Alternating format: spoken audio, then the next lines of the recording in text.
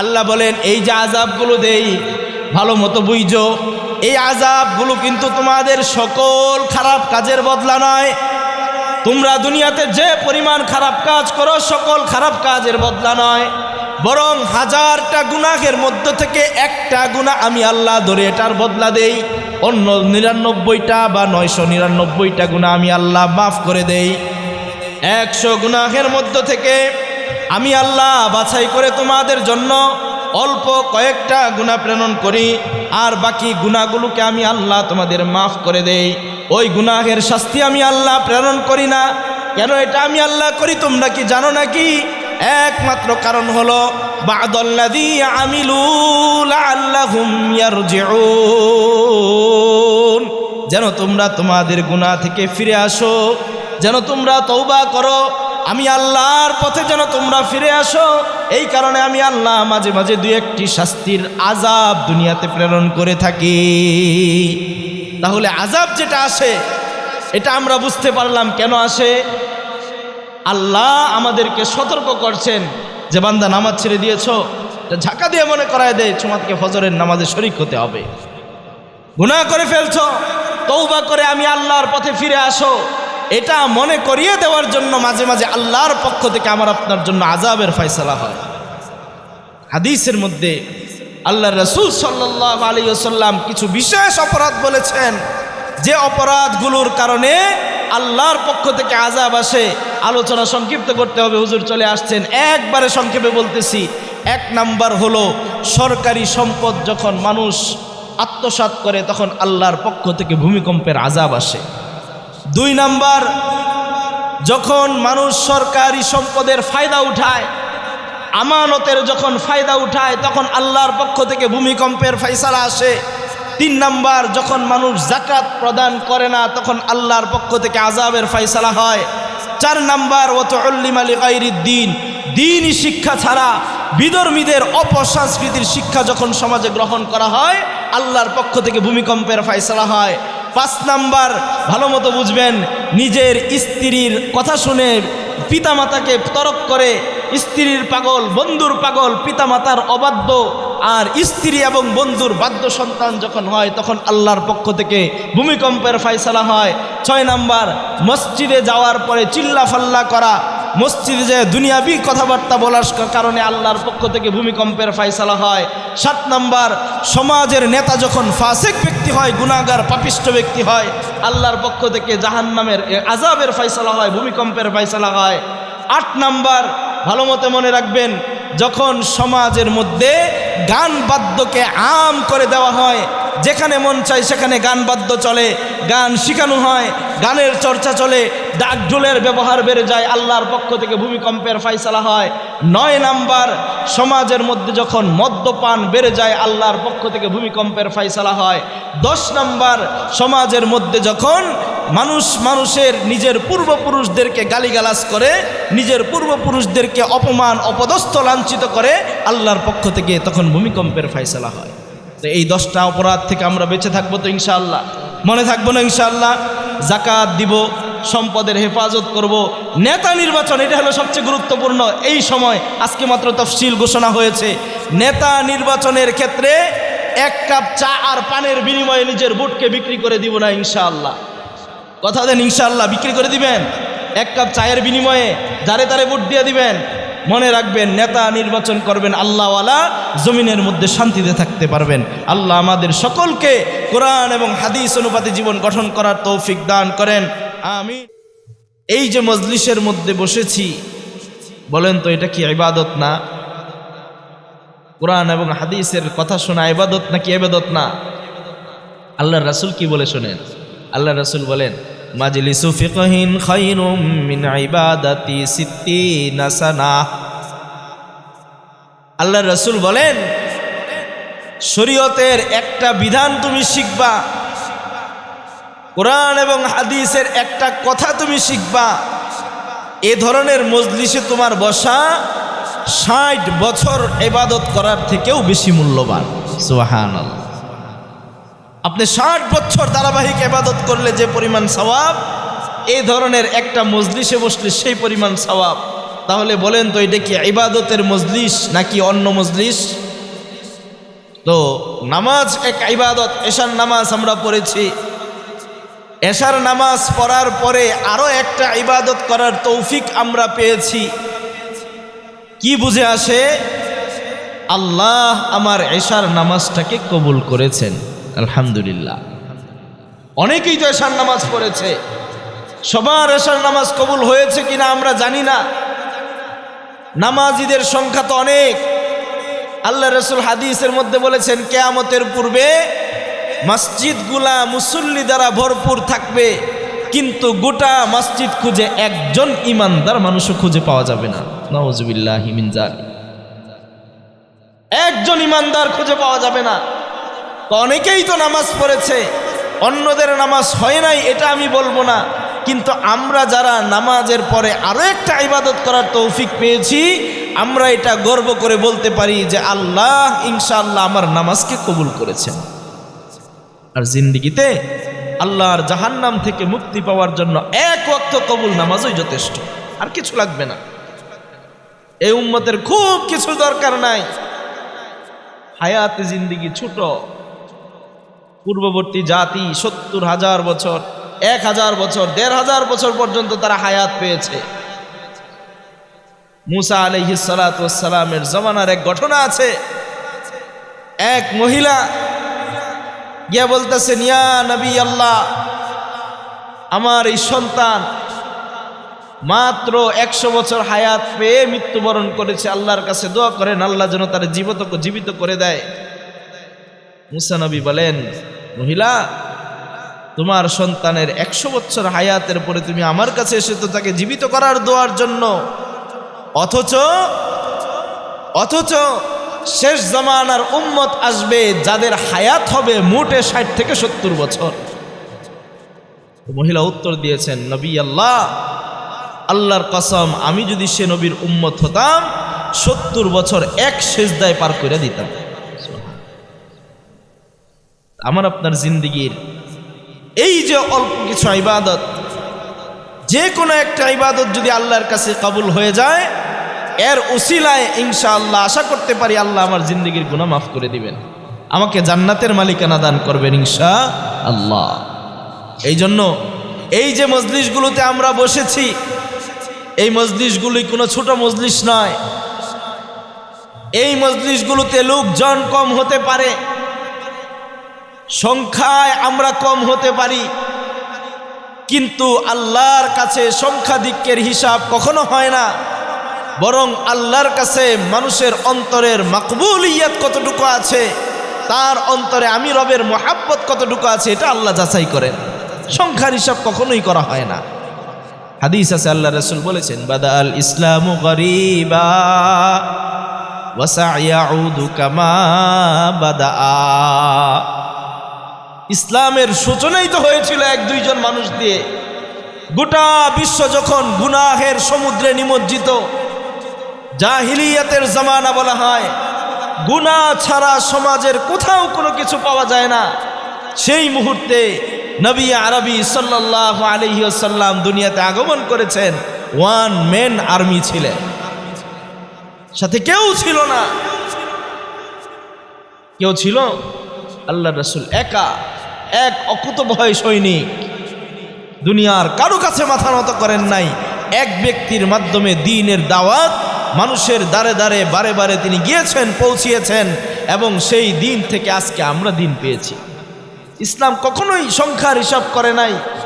বদরের প্রান্তরে হিসাব করেন, 313 জন মুজাহিদ, আল্লাহ রসুলের সাহাবারা, একজনের কাছেও একটা তরবারি নাই। ভাঙা তরবারি ছিল 2-1টা, কারো হাতে খেজুর গাছের ডালাপালা, বিভিন্ন বস্তু নিয়ে তারা যুদ্ধের ময়দানে চলে এসেছে। অন্যদিকে 1000 মুসাল্লাহ ফৌজ, অস্ত্র শস্ত্রে সজ্জিত, অস্ত্রের কমতি নাই, প্রভাব প্রতিপত্তির কমতি নাই, দামি দামি উট তাদের কাছে, দামি দামি ঘোড়া তাদের কাছে। অন্যদিকে মুসলমান সৈন্যদের সংখ্যা মাত্র 313, যাদের কারো কাছে ভালো কোনো অস্ত্র পর্যন্ত নাই। আল্লাহ রাসূল চিন্তা করলেন যে আমি যদি তাদেরকে আদেশ করি যে যুদ্ধে ঝাঁপিয়ে পড়ো, তারা তো দেরি করবে না, কিন্তু তাদের অন্তরের সন্তুষ্টি আছে কিনা এটা তো যাচাই করা দরকার। আল্লাহ রাসূল জিজ্ঞাসা করলেন কি করতে পারি? মুহাজির সাহাবারা বললেন, ইয়া রাসূলুল্লাহ, আপনি আদেশ করেন, আমরা তাদের সাথে যুদ্ধ করার জন্য প্রস্তুত। আল্লাহ রাসূল তখনও কিছু বলেন না। দিলের চাহাত হলো যাদের এলাকায় থাকি, এই মদিনার আনসার সাহাবারা যারা আছে তাদের বক্তব্যটাকে একটু শুনি, তারা কি বলে। তারা যদি বলে নবী আপনি বলেন যুদ্ধের জন্য আমরা প্রস্তুত, তাহলেই আমরা যুদ্ধে যেতে পারি। কারণ আঞ্চলিকভাবে এলাকার মানুষ তো হলো আনসাররা, মুহাজিররা তো সেই দূর মক্কা থেকে হিজরত করে এসেছে। আনসাররা যদি সাপোর্ট না করে তাহলে তো যুদ্ধে যাওয়া যায় না। আল্লাহ রাসূল আবার জিজ্ঞাসা করলেন আমরা কি করতে পারি? তো আনসারি সাহাবীদের মধ্যে থেকে নেতা যিনি ছিলেন দাঁড়িয়ে বললেন, ইয়া রাসূলুল্লাহ, আপনি আদেশ করতে দেরি, অগ্নিকুণ্ডে ঝাঁপিয়ে পড়তে আমরা বিলম্ব করব না। আপনি আদেশ করতে দেরি, সমুদ্রে ঝাঁপিয়ে পড়তে আমরা বিলম্ব করব না। শুধুমাত্র আপনার একটি আদেশের অপেক্ষা করছি। সুবহানাল্লাহ। আল্লাহ রাসূলের দিল ঠান্ডা হয়ে গেল। আল্লাহ রাসূল বললেন, যারা মৃত্যুকে জয় করে ফেলেছে, মৃত্যুর পরোয়া যাদের ভিতরে নাই, আল্লাহ তাদেরকে দিয়েই দিনের কাজ নিবেন। হে আমার সাহাবারা, সিদ্ধান্ত এটাই ফাইনাল, কাফেরদের সাথে আমাদের যুদ্ধ হবে। একদিকে মুসলমানদের যুদ্ধ হয়, অন্যদিকে আল্লাহর রাসূল সিজদায় পড়ে কাঁদেন আর বলেন, ইয়া আল্লাহ, আমার এই 313ই সম্বল আজকে যদি দুনিয়া থেকে নিয়ে যাও, কালকে তোমাকে রব বলে ডাকার মতো একজন মানুষ থাকবে না, তোমাকে কেউ রব বলবে না। আর যদি রেখে যাও, কালকে আগত উম্মত তোমার পরিচয় জানতে পারবে এই ব্যক্তিগুলোর কাছ থেকে। সুতরাং আমার এই 313 বাঁচায়া নাও, হেফাজত করো, তোমার দ্বীনের বিজয় দান করো। আল্লাহর রাসূল দোয়া করে, আল্লাহ আসমানের মধ্যে ঘোষণা দেয়, আমার ফেরেশতাদেরকে সুসজ্জিত করো, অস্ত্র শস্ত্র দাও, জমিনে পাঠাও। বদরের ময়দানে মুসলমানদের পাশে ফেরেশতারা যুদ্ধ করে কাফেরদের বিপক্ষে বিজয় হাসিল করে এনেছিল। সুবহানাল্লাহ। সংখ্যাধিক্যের হিসাব ইসলাম কখনোই করে নাই। ইসলাম দেখেছে অন্তরের মহাব্বত কি পরিমাণ, দ্বীনের জন্য তার ভিতরে ভালোবাসা কি পরিমাণ, দ্বীনের জন্য যে ত্যাগ স্বীকার করতে পেরেছে। আল্লাহ বলেন, সে দরিদ্র হোক, তার অর্থ সম্পদ না থাকুক, আমি আল্লাহর কাছে তার মতো মহাব্বতের বান্দা আর কেউ হতে পারে না। আল্লাহ রাসূলের অন্ধ সাহাবী হযরত আব্দুল্লাহ ইবনে উম্মে মাকতুম রাদিয়াল্লাহু তাআলা আনহু আল্লাহ রাসূলের কাছে একদিন আগমন করেছে। আসার পরে আল্লাহ রাসূল তখন কাফের বড় বড় লিডারদের সাথে মিটিং করতেছিলেন। আল্লাহ রাসূলের অন্তরে আসলো, এরা তো ধনী ব্যক্তিত্ব, বড় বড় প্রভাবশালী ব্যক্তিত্ব, এদের সাথে মিটিং চলাকালীন ওই দরিদ্র সাহাবীকে যদি কাছে ডাকি, তারা হয়তোবা অকওয়ার্ড ফিল করতে পারে, অন্তর থেকে অপছন্দ করতে পারে। আল্লাহ রাসূল এই জন্য উম্মে মাকতুমকে একটু দূরে সরায় দিলেন। আল্লাহ আয়াত নাযিল করেছেন আল্লাহর পক্ষ থেকে, মুহাম্মদ আবাসা ওয়া তাওয়াল্লা আন জাআহুল আ'মা ওয়া মা ইউদরিকা লাআল্লাহু ইয়াযাক্কা আও ইয়াযাক্কারু ফাতানফাহু যিকরা আম্মা মান ইস্তাগনা ফাআনতা লাহু তাসাদ্দা। আল্লাহ আয়াত নাযিল করে দিয়েছেন, নবী, যাকে সরিয়ে দিয়েছেন আপনার রবের কাছে তার দাম ওই হাজার হাজার কাফেরের থেকে বেশি, সুতরাং তাকে আপনার কাছ থেকে সরাতে পারবেন না। আল্লাহর রাসূল তারপর থেকে গোটা জিন্দেগিভর সাহাবী আসলে নিজের চাদরটাকে এভাবে খুলে বিছিয়ে দিতেন যে আপনি আর মাটিতে বসতে পারবেন না, আমার চাদরে আপনাকে বসতে হবে। ধনী, অর্থ সম্পদ সব কিছু আছে, কিন্তু ইমানের সম্বল তার কাছে নাই, ওই ব্যক্তির আল্লাহর কাছে কোনো দাম নাই। মানুষের সংখ্যাধিক্য আল্লাহ কখনোই দেখে নাই, বরং অল্প মানুষের উপর আল্লাহর পক্ষ থেকে আসমানি রহমত এবং ফজিলতের ফয়সালা করা হয়েছে। এই জন্য আমরা মানুষ কম, এটার জন্য হীনমন্যতা আছেনি, দুর্বলতা আছে, সংখ্যাধিক্যে কম, দুর্বলতা আছে। আল্লাহর কাছে আমরা সবচেয়ে পছন্দনীয় বান্দা। আল্লাহর আদালতে আমাদের আলোচনা হচ্ছে, দুনিয়াতে এই বান্দাগুলো কি করে রে? আল্লাহ জিজ্ঞাসা করেন, ফেরেশতারা উত্তর দেয়, আল্লাহ, দুনিয়াতে আপনার এই পাগল বান্দাগুলো আপনার বরত্ব এবং কুদরতের কথা আলোচনা করে, আপনার নবীর বরত্ব এবং কুদরতের কথা আলোচনা করে, আপনার কোরআন এবং হাদিসের আলোচনা তারা বসে বসে করে। আপনি কত বড় রব, এই আলোচনা তারা করে। আল্লাহ জিজ্ঞাসা করেন তারা কি আমাকে দেখেছে? আমি রবকে তো তারা কোনোদিন দেখে নাই, তারা কিভাবে জানে আমি বড় রব? তারা কিভাবে জানে আমি রবের ক্ষমতা এত বেশি? তারা কিভাবে জানে? ফেরেশতারা বলে, আল্লাহ আপনার এই বান্দাগুলো আপনাকে না দেখে ঈমান এনেছে। আল্লাযীনা ইউমিনুনা বিল গায়ব, তারা আপনাকে এক পলকের জন্য জিন্দেগিতে দেখে নাই। আখিরাতে আপনার দিদার পাবে, জান্নাতে আপনার দিদার পাবে, এক আশায় তারা আপনার ইবাদতে লিপ্ত হয়েছে, আপনার বরত্ব এবং কুদরতের কথা আলোচনা করে। আল্লাহ বলেন, ফেরেশতারা রে আমার, সাক্ষী থাক, আমি আমার সবগুলো বান্দার জিন্দেগির তামাম গুনাহ খাতা মাফ করে দিয়েছি। তাহলে মজলিস কি কম দামি না বেশি দামি? কতটুকু বেশি দামি? একটু। দুনিয়াতে এর থেকে দামি আর মজলিস হতে পারে না, এর থেকে দামি মজলিস হতে পারে না। এই জন্য আবারও দিল খুলে একবার আলহামদুলিল্লাহ বলেন তো সবাই জোরে, আলহামদুলিল্লাহ। আবার বলেন আলহামদুলিল্লাহ, আলহামদুলিল্লাহ। আল্লাহ এই মজলিসের জন্য কবুল করেছেন, এই মজলিসের জন্য কবুল হওয়া এটা আমার জন্য তৌফিক, আল্লাহর পক্ষ থেকে আমার জন্য কল্যাণ এবং কল্যাণের ফয়সালা করা হয়েছে, বরকতের ফয়সালা করা হয়েছে বলে আসতে পেরেছি। আবার বলেন আলহামদুলিল্লাহ, আলহামদুলিল্লাহ। মুহতারাম হাজিরিন, আল্লাহ দুনিয়াতে আমাকে আপনাকে প্রেরণ করেছেন, কিছু নির্দিষ্ট কাজ দিয়ে দুনিয়াতে আল্লাহ প্রেরণ করেছেন। এমনিতেই শুধুমাত্র দুনিয়াতে খাবো দাবো ঘুমাবো এটার জন্য কি প্রেরণ করেছেন? বলেন তো, এটার জন্য প্রেরণ করার জন্য তো কুকুর ছিলই, কোনো কাজ নাই তার, খাবে দাবে ঘুমাবে মৃত্যুবরণ করবে। এটার জন্য প্রেরণ করতে হলে তো আল্লাহর আরো হাজারো মাখলুকাত ছিল, কিন্তু সকল মাখলুকাতের মধ্য থেকে আমাকে আপনাকে দুনিয়াতে আল্লাহ খলিফা হিসেবে প্রেরণ করেছেন। এমনিতেই প্রেরণ করেছেন নাকি কোনো কাজ আছে? কাজ আছে না নাই? কি কাজ দিয়ে আল্লাহ আমাকে আপনাকে দুনিয়াতে প্রেরণ করেছেন? দেখেন আল্লাহ সম্মান কিভাবে দিলেন। কোরআনে কারীমের মধ্যে আল্লাহ ঘটনা তুলে ধরেছেন। আল্লাহ বলেন, وَإِذْ قَالَ رَبُّكَ لِلْمَلَائِكَةِ إِنِّي جَاعِلٌ فِي الْأَرْضِ خَلِيفَةً قَالُوا أَتَجْعَلُ فِيهَا مَن يُفْسِدُ فِيهَا وَيَسْفِكُ الدِّمَاءَ وَنَحْنُ نُسَبِّحُ بِحَمْدِكَ وَنُقَدِّسُ لَكَ قال إني أعلم ما لا تعلمون।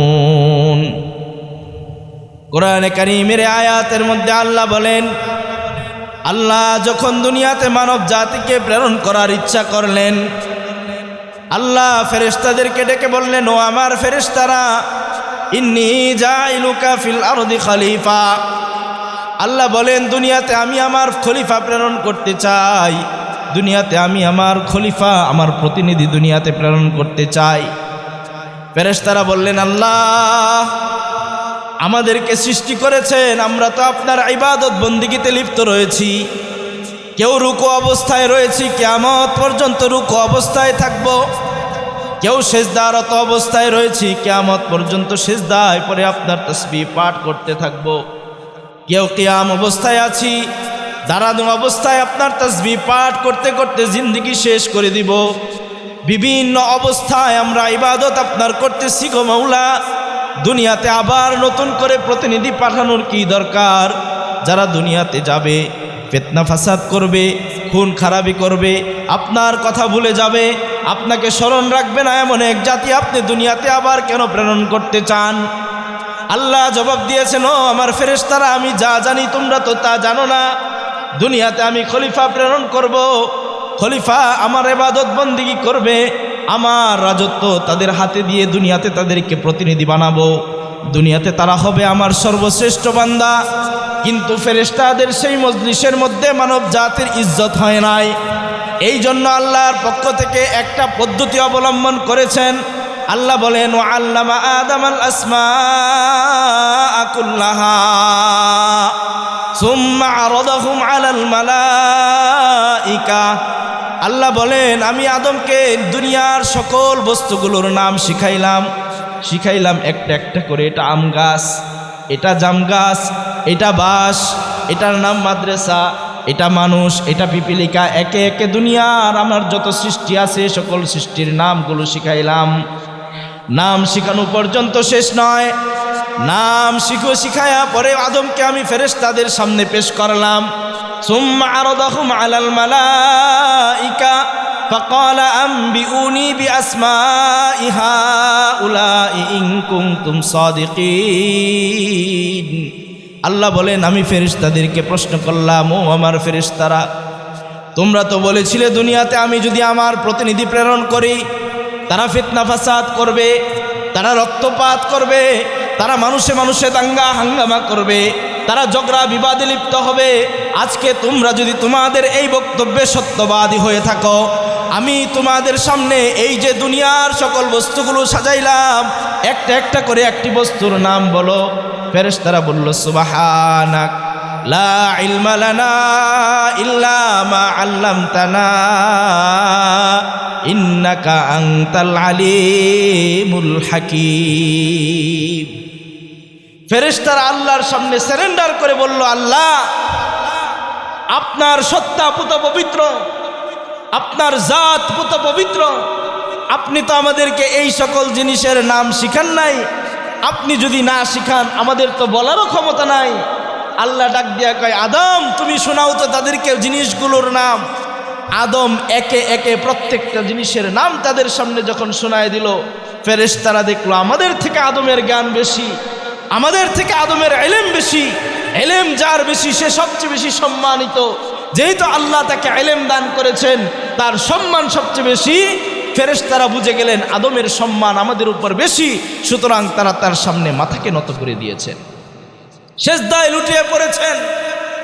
আল্লাহ মানব জাতিকে সম্মান দিয়েছেন, সকল সৃষ্টিজীবের উপর সম্মান দিয়েছেন। এই সম্মান দেওয়া, দুনিয়াতে প্রেরণ করা, আল্লাহর খলিফা বানানো, এগুলো এমনি এমনি করেন নাই, বরং একটা বিশেষ উদ্দেশ্যকে সামনে রেখে আল্লাহ আমার আপনার ইজ্জতকে বাড়িয়েছেন, সম্মানকে বাড়িয়েছেন। সেটা উদ্দেশ্য কি আল্লাহ সেটাও বলেছেন, ওয়ামা খালাকতুল জিন্না ওয়াল ইনসা ইল্লা লিয়াবুদুন। আমি মানব জাতির সৃষ্টি করেছি, একমাত্র উদ্দেশ্য হলো তারা আমার ইবাদত করবে, তারা আমার গোলামি করবে, আমার বান্দা হিসাবে দুনিয়াতে জীবন যাপন করবে, আমার কাছে সেজদা করবে, আমার পায়ে তারা মাথা নিচু করবে। এই কারণে আমি দুনিয়াতে মানব জাতিকে সৃষ্টি করেছি এবং শ্রেষ্ঠত্ব দান করেছি। একমাত্র উদ্দেশ্য কি? আল্লাহর ইবাদত করা। বলেন আমাকে আপনাকে সৃষ্টির একমাত্র উদ্দেশ্য কি? আল্লাহর ইবাদত করা। এই এক উদ্দেশ্যে আল্লাহ আমাকে আপনাকে সৃষ্টি করেছেন। এখন বলেন তো, আদম আলাইহিস সালাতু ওয়াস সালামকে যে উদ্দেশ্যে সৃষ্টি করে দুনিয়াতে প্রেরণ করেছে, প্রেরণ করার পরে তার দুই সন্তান হাবিল কাবিল শুধুমাত্র কি আল্লাহর ইবাদত করেছে নাকি আল্লাহর অবাধ্য হয়েছিল? এদিকে মনোযোগ দেন। আমরা কথা কই, তা করলে কথা দরকার নাই নাকি গণ? আমরা কথা কই। আল্লাহর সৃষ্টি শ্রেষ্ঠ মাখলুক হিসাবে দুনিয়াতে আমাদেরকে প্রেরণ করেছেন, একমাত্র মাকসাদ হলো আল্লাহর ইবাদত করা। কিন্তু দুনিয়াতে আসার পরে সবাই কি আল্লাহর ইবাদতে লিপ্ত হয়েছে নাকি কেউ কেউ অবাধ্য হয়েছিল? নূহ আলাইহিস সালামের জাতি 950 বছর পর্যন্ত দিনের দাওয়াত দিয়েছেন, সবাই মুসলমান হয়ে গিয়েছিল, 30 থেকে 40 জনের মতো, বাকি সবাই আল্লাহর অবাধ্য হয়েছে। মূসা নবীর জাতি বনি ইসরাইল,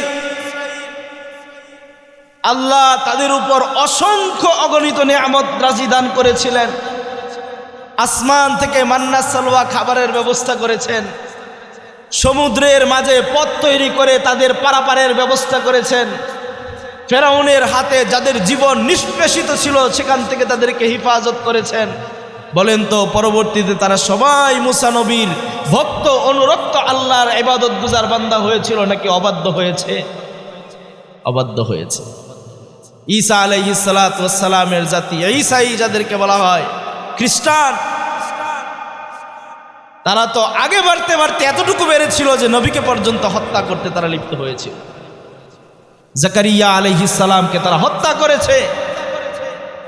তো দুনিয়াতে আল্লাহ যে উদ্দেশ্যে আমাকে আপনাকে প্রেরণ করেছিলেন, বলেন সব সময় কি সে উদ্দেশ্য বাস্তবায়ন হয়েছে নাকি কখনো কখনো তার উল্টাটাও হয়েছে? যখনই উল্টাটা হয় তখনই আল্লাহর পক্ষ থেকে এই উম্মতের এগুলো কিন্তু আল্লাহর পক্ষ থেকে আমাকে আপনাকে সতর্ক করার জন্য হয়, ঠিক কিনা? আল্লাহর পক্ষ থেকে আমাকে আপনাকে সতর্ক করার জন্য হয়। কোরআনে কারীমের আয়াতের মধ্যে আল্লাহ বলেছেন, আল্লাহ বলেন কুল হুয়াল কাদিরু আলা আইয়াবআসা আলাইকুম আযাবা মিন ফাওকিকুম আও মিন তাহতি আরজুলিকুম আও ইয়ালবিসাকুম শিয়াআও ওয়া ইউযীকা বা'দুকুম বা'সা বা'দ। আল্লাহ বলেন কুল হুয়াল কাদির, হে দুনিয়ার মানুষেরা শুনে রাখো, হুয়াল কাদির, তোমাদের রব সক্ষম, তোমাদের রব করতে পারেন আলা আইয়াবআসা আলাইকুম আযাবা, তোমাদের উপর আল্লাহর পক্ষ থেকে আযাব প্রেরণ করতে তোমাদের রব সক্ষম। কিভাবে প্রেরণ করবেন? আলা আইয়াবআসা আলাইকুম আযাবাম মিন ফাওকিকুম আও মিন তাহতি আরজুলিকুম। আল্লাহ বলেন কখনো কখনো তোমাদের উপর আসমান থেকে আল্লাহর আযাব অবধারিত হয়, কখনো কখনো তোমাদের পায়ের নিচ থেকে আল্লাহর আযাব আগমন করে।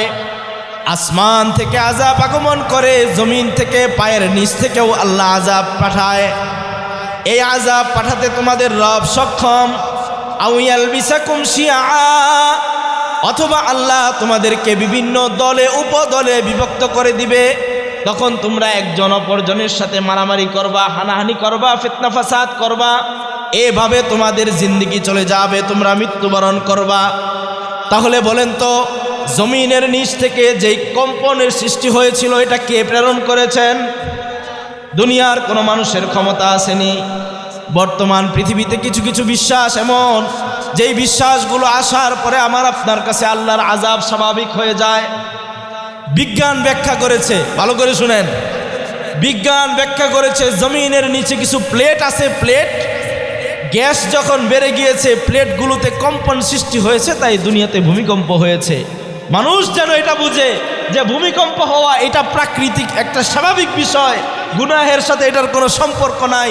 বিজ্ঞান আমাদের মাথার ভিতরে ভূমিকম্পটাকে এভাবে স্বাভাবিক করে দিয়েছে। আবার ভিন্ন ভিন্ন কিছু ধর্মীয় চিন্তাধারার মানুষ আছে। আমাদের গ্রাম বাংলার মুরব্বীরা যেটা বলতো যে পাহাড়ের নিচে জমিনের নিচে একটা গরু আছে, গরুর শিংয়ের উপরে এলো পৃথিবী, শিংটা যখন লাড়া দেয় পৃথিবীটা লইরা উঠে, সাথে সাথে একটু ভূমিকম্প হয়। কেউ কেউ আবার সেই গরুরে দেবতাও বানায় ফেলছে, ঠিক কিনা? ওই গরুরে আবার কেউ কেউ কি বানায় ফেলছে? দেবতাও বানায় ফেলছে। অথচ আল্লাহ ঘোষণা দিচ্ছেন পায়ের নিচে জমিন থেকে যেই আযাব আসে সেটা আমি আল্লাহর পক্ষ থেকে আসে, তোমাদের গুনাহের কারণে আসে। কেন আসে? যেন তোমরা আমি আল্লাহর পথে ফিরে আসতে পারো, এটার জন্য আমি আল্লাহ সতর্ক করি। আয়াতে আল্লাহ বলেন যাহারাল ফাসাদু ফিল বাররি ওয়াল বাহরি বিমা কাসাবাত আইদিন নাস লিয়ুযীকাহুম বা'দাল্লাযী আমিলু লাআল্লাহুম ইয়ারজিউন। আল্লাহ ডাক দিয়া বলেন, ও আমার বান্দা বান্দিরা, আমি আল্লাহর বক্তব্যটাকে সুন্দর মতো বুঝো। যাহারাল ফাসাদু ফিল বাররি ওয়াল বাহর, জলে এবং স্থলে যত ধরনের ফিতনা ফাসাদের আগমন ঘটে, জলে এবং স্থলে আল্লাহর পক্ষ থেকে যত ধরনের আযাবের প্রকাশ ঘটে, এগুলো আমি আল্লাহ দেই বিমা কাসাবাত আইদিন নাস, তোমাদের আমলের কারণেই আমি আল্লাহ দিয়ে থাকি। তোমাদের হাতের কামাই হলো আমি আল্লাহর পক্ষ থেকে এই আযাব। তোমরা নিজেদের কাজকর্মের মাধ্যমে এই আযাবকে অর্জন করেছো, তোমাদের আমলের কারণে আল্লাহর পক্ষ থেকে এই আযাবের আগমন ঘটেছে। লিয়ুযীকাহুম বা'দাল্লাযী আমিলু লাআল্লাহুম ইয়ারজিউন। আল্লাহ বলেন এই যে আযাবগুলো দেই ভালো মতো বুঝো, এই আযাবগুলো কিন্তু তোমাদের সকল খারাপ কাজের বদলা নয়। তোমরা দুনিয়াতে যে পরিমাণ খারাপ কাজ করো সকল খারাপ কাজের বদলা নয়, বরং হাজারটা গুনাহের মধ্য থেকে একটা গুনাহ আমি আল্লাহ ধরে এটার বদলা দেই, অন্য 99টা বা 999টা গুনাহ আমি আল্লাহ মাফ করে দেই। 100 গুনাহের মধ্য থেকে আমি আল্লাহ বাছাই করে তোমাদের জন্য অল্প কয়েকটা গুনাহ প্রেরণ করি, আর বাকি গুনাহগুলোকে আমি আল্লাহ তোমাদের মাফ করে দেই। ওই গুনাহের শাস্তি আমি আল্লাহ প্রেরণ করি না। কেন এটা আমি আল্লাহ করি তোমরা কি জানো নাকি? একমাত্র কারণ হলো বা'দাল্লাযী আমিলু লাআল্লাহুম ইয়ারজিউন, যেন তোমরা তোমাদের গুনাহ থেকে ফিরে আসো, যেন তোমরা তওবা করো, আমি আল্লাহর পথে যেন তোমরা ফিরে আসো। এই কারণে আমি আল্লাহ মাঝে মাঝে দুই একটি শাস্তির আযাব দুনিয়াতে প্রেরণ করে থাকি। তাহলে আযাব যেটা আসে এটা আমরা বুঝতে পারলাম কেন আসে। আল্লাহ আমাদেরকে সতর্ক করছেন যে বান্দা নামাজ ছেড়ে দিয়েছো, ঝাঁকা দিয়ে মনে করায় দেয় তোমাকে ফজরের নামাজে শরীক হতে হবে। গুনাহ করে ফেলছো, তওবা করে আমি আল্লাহর পথে ফিরে আসো, এটা মনে করিয়ে দেওয়ার জন্য মাঝে মাঝে আল্লাহর পক্ষ থেকে আমার আপনার জন্য আযাবের ফয়সালা হয়। হাদিসের মধ্যে আল্লাহর রাসূল সাল্লাল্লাহু আলাইহি ওয়াসাল্লাম কিছু বিশেষ অপরাধ বলেছেন, যে অপরাধগুলোর কারণে আল্লাহর পক্ষ থেকে আযাব আসে। আলোচনা সংক্ষিপ্ত করতে হবে, হুজুর চলে আসছেন, একবারে সংক্ষেপে বলতেছি। 1 নাম্বার হলো সরকারি সম্পদ যখন মানুষ আত্মসাৎ করে তখন আল্লাহর পক্ষ থেকে ভূমিকম্পের আযাব আসে। 2 নাম্বার, যখন মানুষ সরকারি সম্পদের ফায়দা উঠায়, আমানতের যখন ফায়দা উঠায় তখন আল্লাহর পক্ষ থেকে ভূমিকম্পের ফয়সালা আসে। 3 নাম্বার, যখন মানুষ যাকাত প্রদান করে না তখন আল্লাহর পক্ষ থেকে আযাবের ফয়সালা হয়। 4 নাম্বার, ওয়াতুল্লিমা লিগাইরিদ দ্বীন, দ্বীনি শিক্ষা ছাড়া বিধর্মীদের অপসংস্কৃতির শিক্ষা যখন সমাজে গ্রহণ করা হয় আল্লাহর পক্ষ থেকে ভূমিকম্পের ফয়সালা হয়। 5 নাম্বার, ভালো মতো বুঝবেন, নিজের স্ত্রীর কথা শুনে পিতামাতাকে তরক করে, স্ত্রীর পাগল বন্ধুর পাগল পিতামাতার অবাধ্য, আর স্ত্রী এবং বন্ধুর বাধ্য সন্তান যখন হয় তখন আল্লাহর পক্ষ থেকে ভূমিকম্পের ফয়সালা হয়।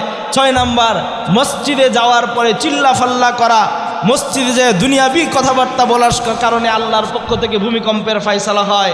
7 নাম্বার, সমাজের নেতা যখন ফাসিক ব্যক্তি হয়, গুনাহগার পাপিষ্ঠ ব্যক্তি হয়, আল্লাহর পক্ষ থেকে জাহান্নামের আযাবের ফয়সালা হয়, ভূমিকম্পের ফয়সালা হয়।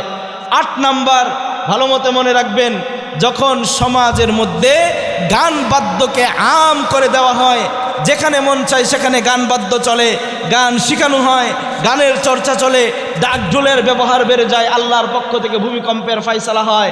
9 নাম্বার, সমাজের মধ্যে যখন মদ্যপান বেড়ে যায় আল্লাহর পক্ষ থেকে ভূমিকম্পের ফয়সালা হয়। 10 নাম্বার, সমাজের মধ্যে যখন মানুষের নিজের পূর্বপুরুষদেরকে গালিগালাজ করে, নিজের পূর্বপুরুষদেরকে অপমান অপদস্থ লাঞ্ছিত করে আল্লাহর পক্ষ থেকে তখন ভূমিকম্পের ফয়সালা হয়।